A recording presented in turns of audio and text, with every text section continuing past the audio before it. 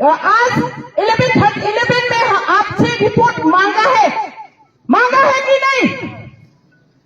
हमने ये मांगा है।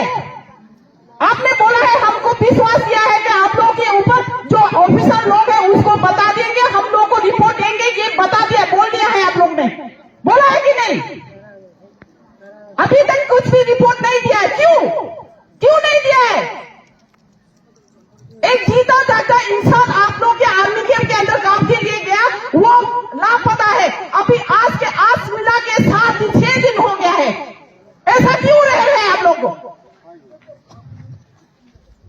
हम यहाँ के रहने वाले हैं, आप लोग के साथ हम मिलजुल के रह रहे हैं। आज तक हम लोगों ने आप लोगों से कोई भी कुछ भी जो हम लोगों ने बदपना वो किया है, आप लोगों ने जो नहीं करना है बोला है, हमने नहीं किया है।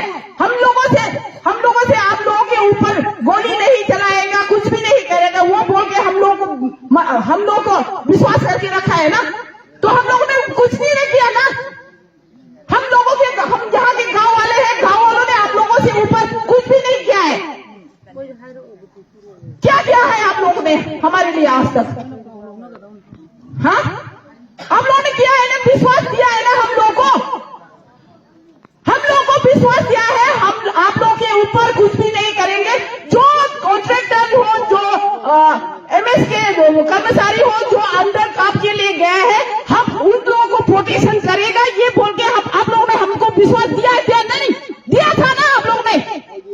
आज क्या हुआ? उस विश्वास को क्यों तोड़ रहे हो आप लोग?